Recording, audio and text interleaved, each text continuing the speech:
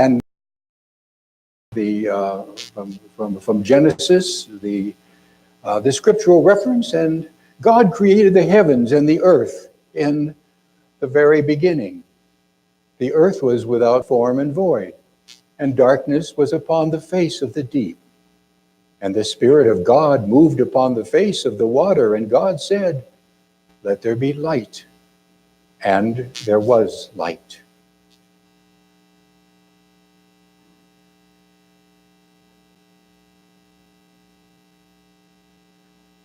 Do we have the next slide? No, we do not have the next slide. Oh, I know what's happening back there. Okay, I'll tell you in a minute what's happening. I know.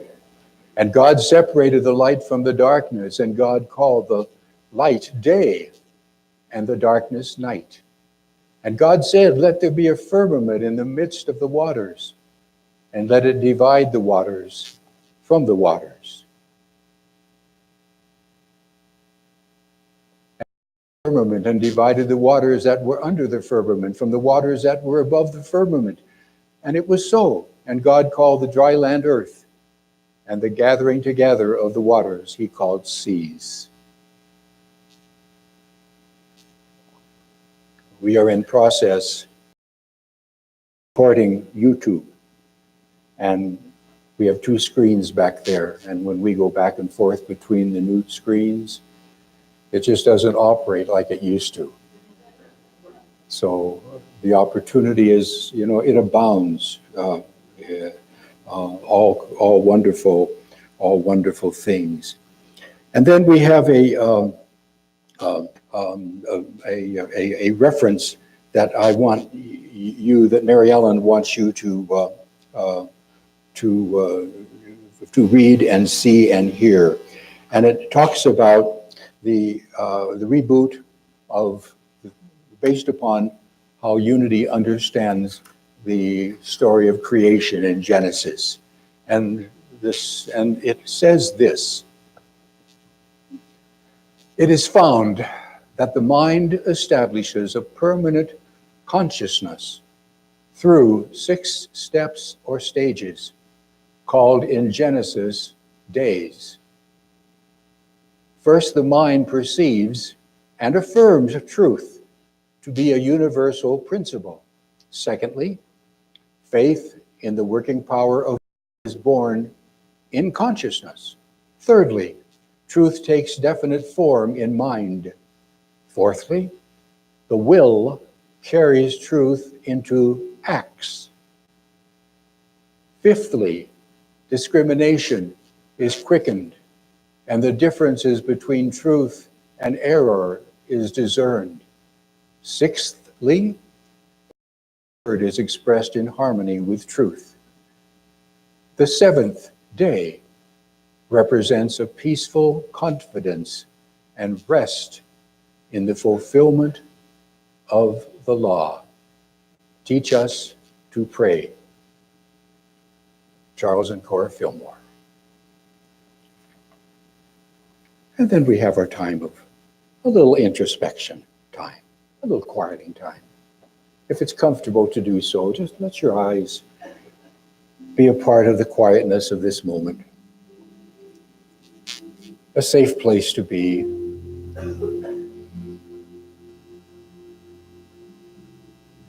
Just in your mind's eye, allow the person next to you, in back of you, in front of you, to be accepted just as they are, even as that feeling of acceptance is brought into focus within you, within me.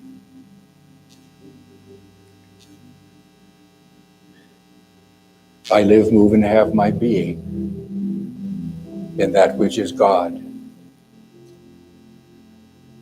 More deeply than ever, I recognize it is God not only in me, not only through me, but God as me. No duality, no separation. Different levels of awareness, perhaps, but the truth is always there. God in me, through me, and as me. God in me, through me, and as me.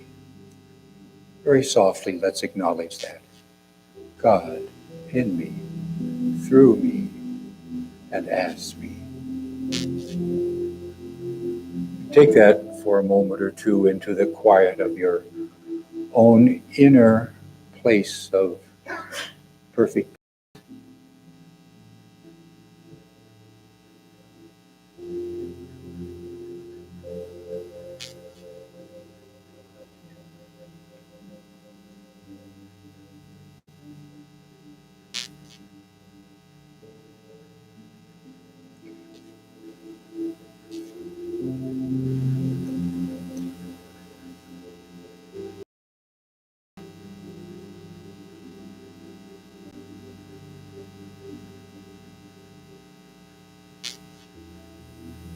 I allow myself to be as fully as I can in this moment. I resist remembering what cannot be changed from yesterday. And I allow that which is to come to be an expression of my knowledge of one presence, one power, more deeply and more fully. And yet I am now, I am here.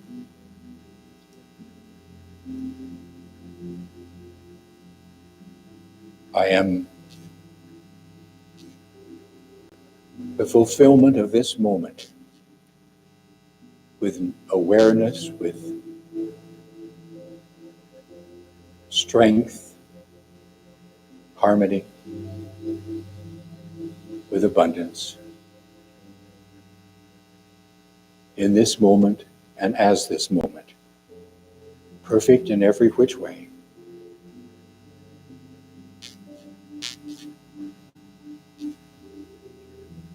Let's allow the mind to give focus to our prayer chest. Names, conditions, circumstances. God in, God through, and God as. That is our only responsibility to know. We cannot delegate outcome, for that is the experience of each person and their own God journey. But we can know God in, through, and as. And that is an energy then that assists, that blesses, that restores, that loves.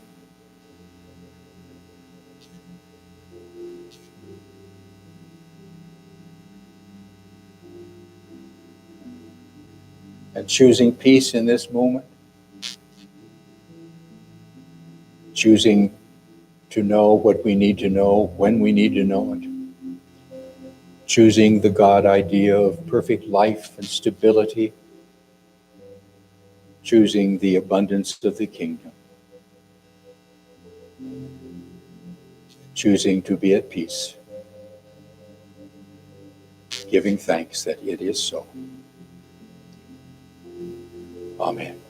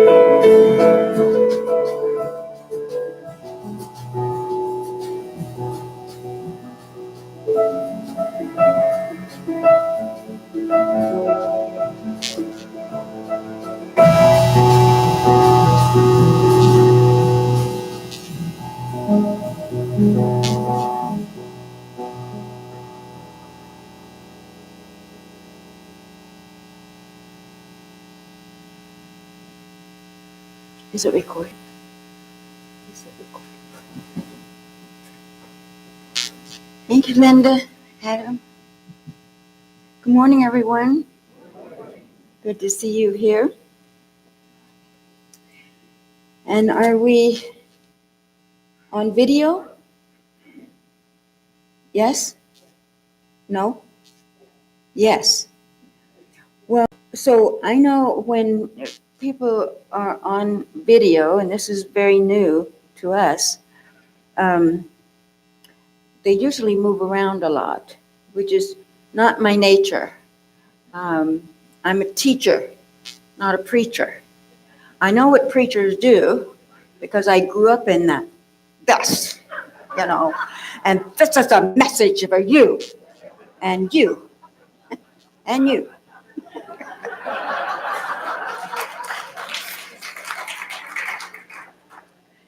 But that's not who I am. So I'm here to share the truth. And we are looking at the subject of manifestation. And actually, it's going to be two-part because it is based on the 7 steps or stages, shall we say, of creation, which is part of the manifestation process and something we learn. So to answer the question somebody might have as far as why should we care about this subject? Why should we care about manifestation? And I have a little story that might explain that. There were a couple of construction workers. They'd been working on this project for quite a while. These guys got to know each other because they ate lunch together every day. One guy always had ham and cheese sandwich. And the other guy always had peanut butter and jelly. And so this went on for quite a while because it was a pretty big project they were working on. And at lunch one day, it came up in conversation that they both said they were sick and tired of the lunches that they had. And one said, I'm just going to have to get up the courage to ask my wife to do something else and tell her I don't want any more ham and cheese sandwiches. And so he turned to the other one and he said, so now what about you? And he said, well, it's easy for you. It's a little harder for me. I make my own sandwich.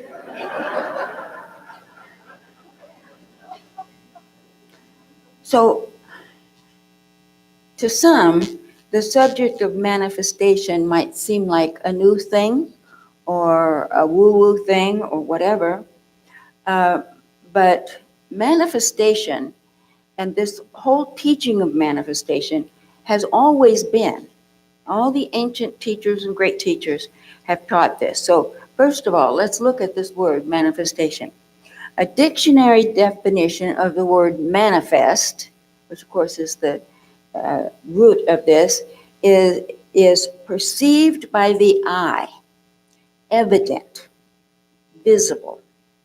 And so manifestation then is described as a perceptible, outward, visible expression or outer evidence. So manifestation is outer evidence.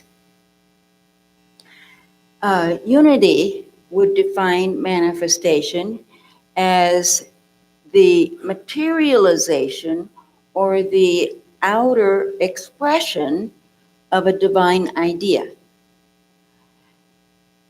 It's the visibility that a divine idea has. It's the visible form, a firm form, as it were, of a divine idea. It's made first firm in our consciousness and then expressed in our lives.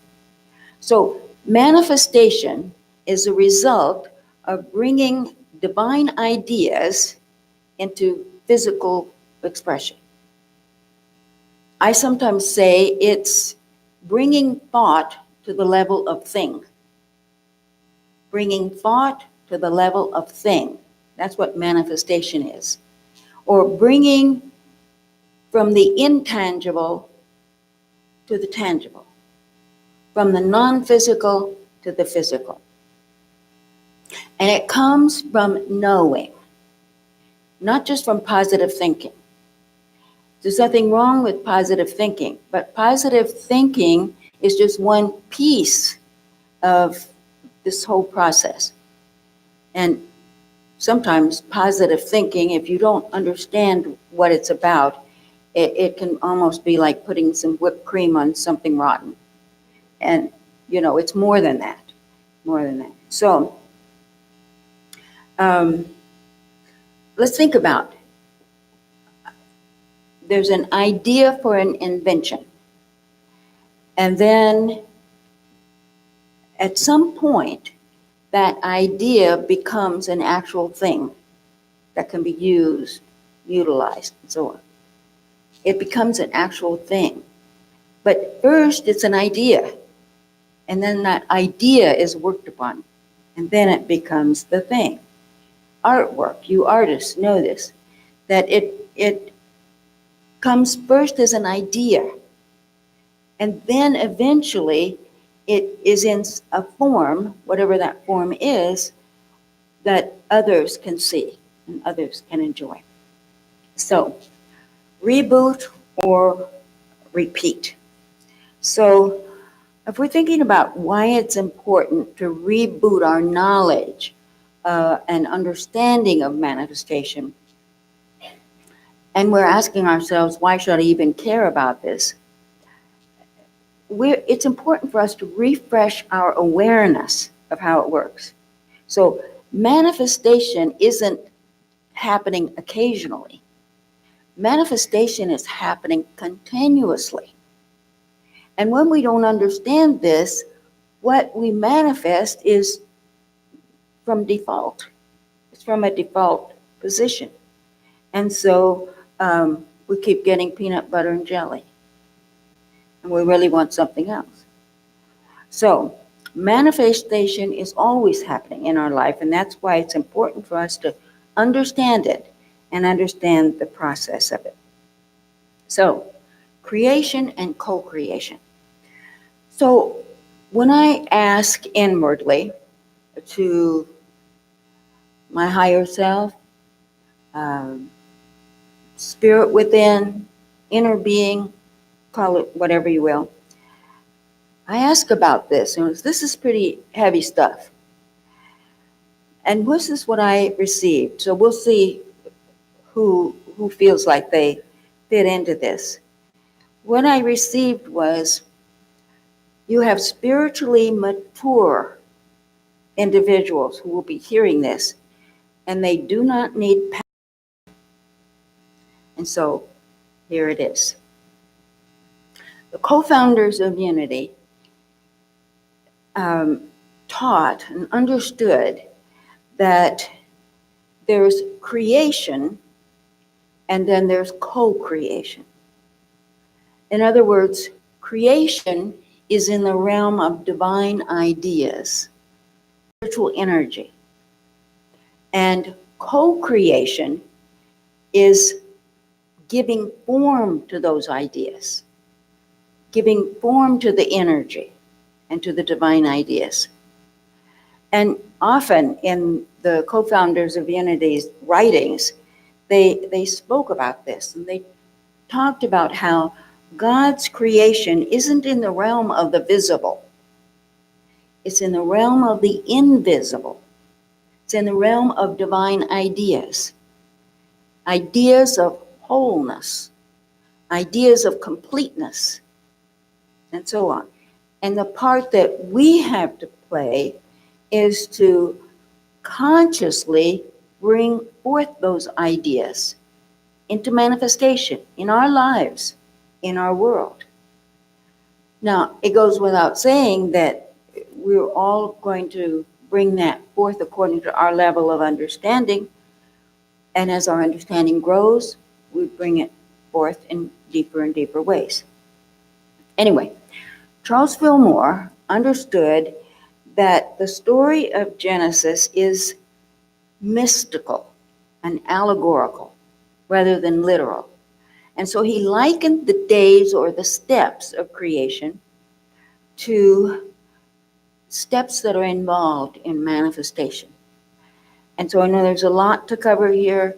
I'm only going to cover the first three. Larry's going to cover the rest next week. But the first step is light. Light means clarity. The first step in manifestation is light, understanding. Light is intelligence. Light is clarity. Light is wisdom. And so that's what precedes all manifestation, all activity. So whatever it is you would like to manifest in your life right now, whatever it is, it must start with having a clear perception of the principle behind what you want to manifest. Know the principle involved first. A couple of weeks ago, we talked about health and healing and how Myrtle Fillmore understood that it was the principle of wholeness that she needed clarity on. And then she could get her thoughts and feelings and attitudes in alignment with that. So light and understanding is the first step. Ask yourself this: whatever it is you would like to manifest in your life, what is the principle behind that? What's the principle that will support that? For example, someone wants a vehicle. Either don't have one or it's not working good, whatever it is. They want a vehicle. Is there a divine idea of a car? No. Divine ideas are eternal truths. So it has to be something else that is based on. What do you think it would be based on? Anybody?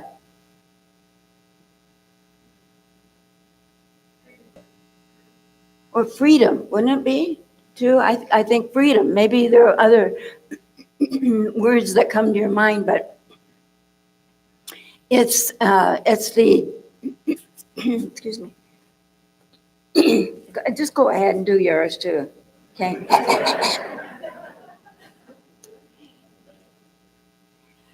It's get clear on the principle behind what it is you want to manifest.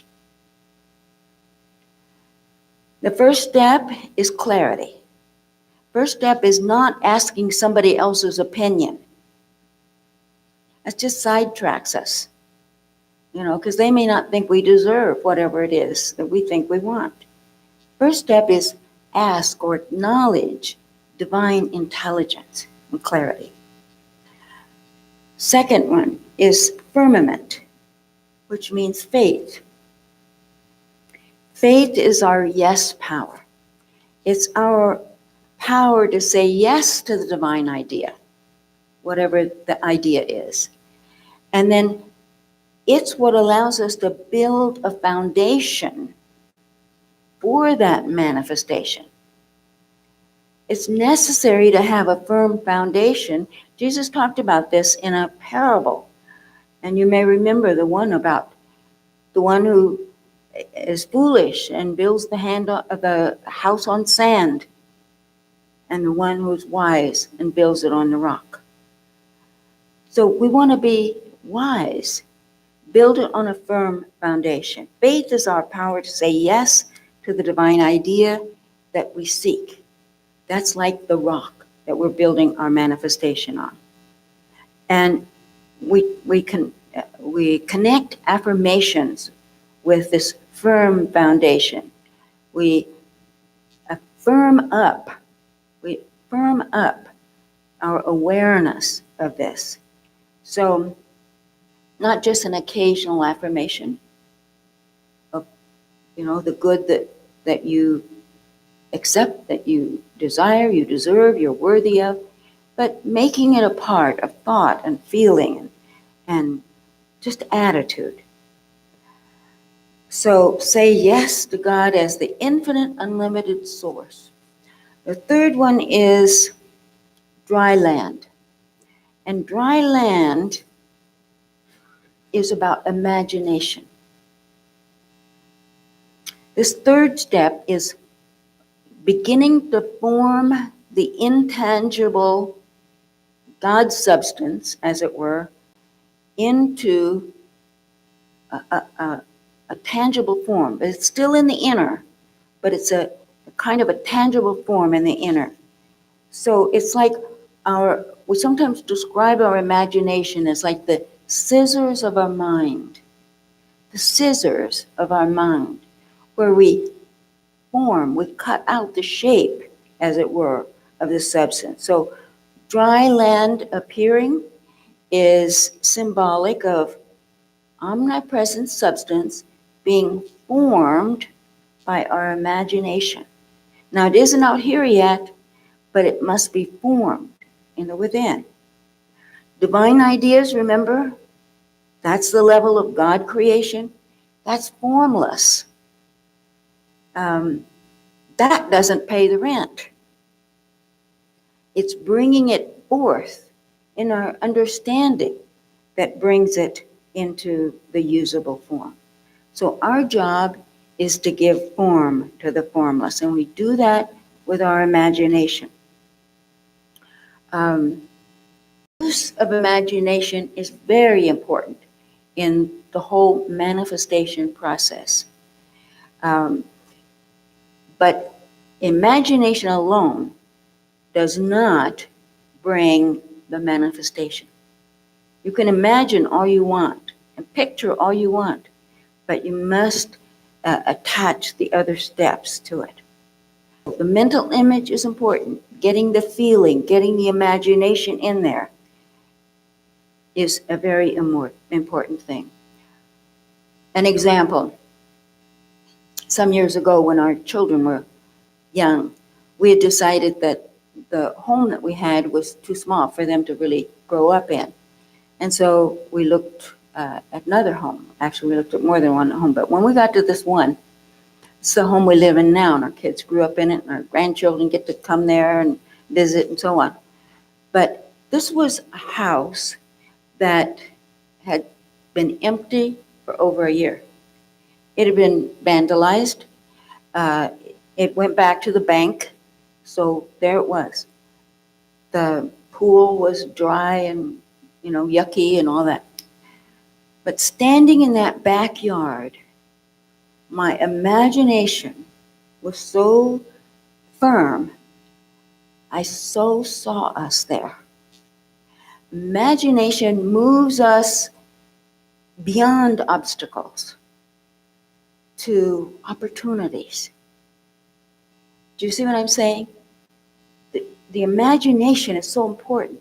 If you cannot imagine yourself doing or being or having, it's not going to happen. So you can't fake it, but you've got to work it with all the other steps as well. I want to close with a wonderful quote from Catherine Ponder. When I dare to choose what I want and then plan for it inwardly and outwardly, I organize all the powers of heaven and earth to help make my plan a reality. I begin to organize all powers, you see. Let's have that up there, and I'd like you to speak it with me to really solidify this in our understanding. She's a wonderful teacher of prosperity in all its different ways. So would you join me? When I dare to choose what I want and plan for it inwardly and outwardly, I organize all the powers of heaven and earth to help make my plan a reality. How's that feel? It's good, isn't it? Because we have an active part in it, you see. It isn't just airy-fairy stuff, but we have an active part in it. So I encourage you to get that feeling that all the powers of heaven and earth are lining up for your manifestation, and you are working with it, doing all the things that you know to do. Next week, we'll talk about some more steps, so y'all come back. Bless you.